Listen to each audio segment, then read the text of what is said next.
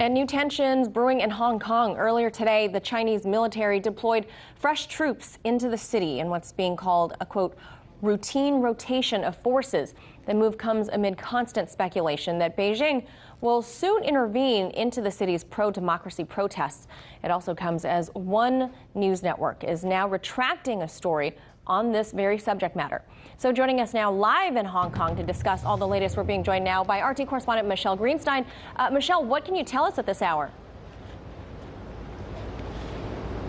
Hi, Manila. Well, China said in a statement that these troops are arriving in Hong Kong to defend Hong Kong and actually protect its prosperity. As you explained, a PLA spokesperson said that this was, quote, part of a routine normal action, and it looks as though he may be right. In recent years, this troop movement did occur at the end of August as well, and this is something that's been happening since 1997 when Hong Kong was handed back to China out of being under British colonial rule. In fact, China routinely has about 8,000 troops in place in Hong Kong at all times. So it appears as though these sensationalized headlines that we're hearing about the People's Liberation Army of China moving into Hong Kong are a bit informed by the current political situation here, which is a protest movement that, while it may have started in response to a minor extradition amendment, now seem to be taking a new, broader opposition in whole to the People's Republic of China, strengthening its grasp over what used to be a more autonomous region. Now, speaking of misleading headlines, CNN was actually forced to retract one of its headlines,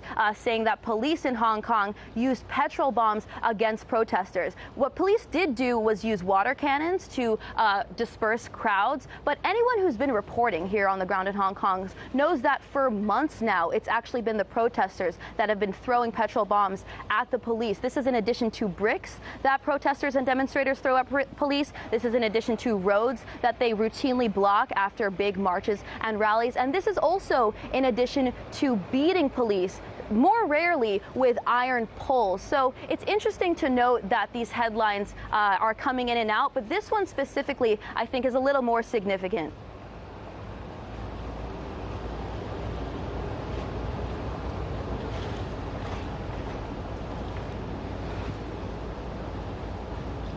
Okay, Manila, if you're speaking to me, I can't hear you, but I'm going to keep going here.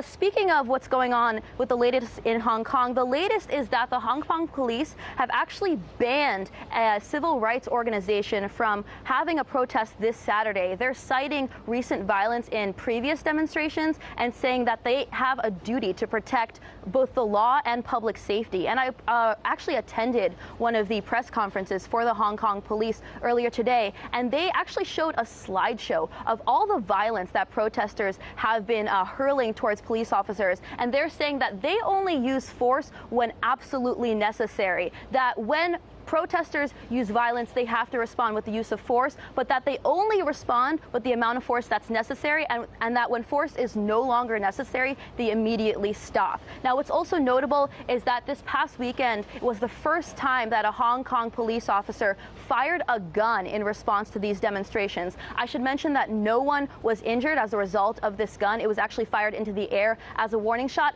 and that it came in response to an angry mob of protesters and demonstrators actually chasing an outnumbered amount of police officers down the road. All right, Michele Greenstein, I'm with you there. If we saw this kind of protest happening in the States, I think the police would have shown a lot more violent tendencies here than the restraint they've shown in Hong Kong. Michele Greenstein, thank you so much for filing that report. Hey YouTube, thanks for checking out our channel. We hope you enjoyed the video. We have tons of content for you just like this. For more of RT America's one-of-a-kind news and analysis, be sure to subscribe and never stop questioning more.